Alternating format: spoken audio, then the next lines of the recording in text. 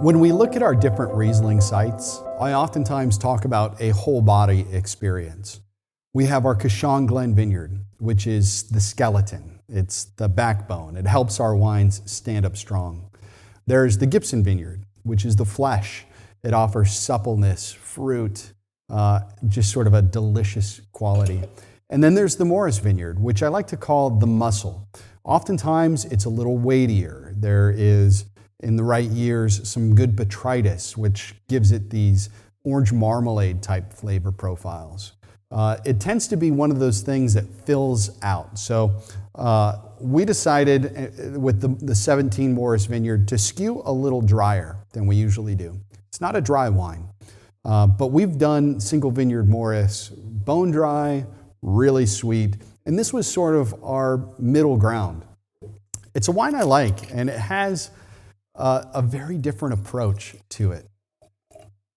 So let's go ahead and taste.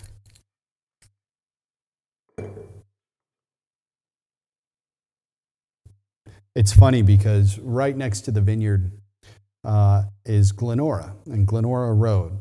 And when you drive down Glenora Road, you get to a point where you're making a curve right around the lake. And if you look to your right, you'll see Glenora Falls. And it's just this impressive, hidden, tucked away waterfall. And as soon as I put my nose to the glass, I feel like I'm right there. There's this feeling of moisture in the air hitting wet stone and just filling your nostrils with the ambiance of all the flowers and trees around.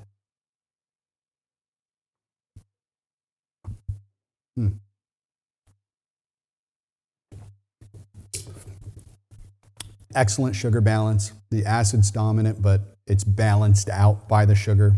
It hits your tongue like, the way I think about it is like saltwater taffy in a way.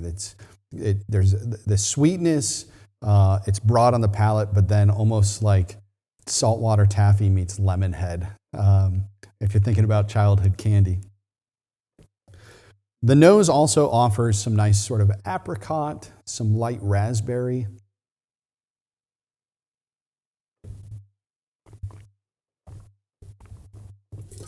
And again, I'm impressed by this sort of, I'd like to say it's like a cantaloupe flavor on the palate. It's this ripe melon.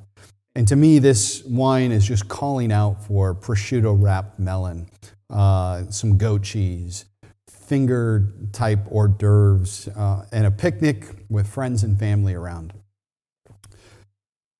I think this is a cool middle ground for Riesling where it's not sweet. There is sweetness, but it's not a sweet wine. And it offers, again, that aging potential that some of us really covet in Riesling. We know that those sugars will concentrate over time, and it's going to be a wine that you can forget in a cool part of the cellar for a decade and come back to. You'll have a different experience, but it'll still be delicious.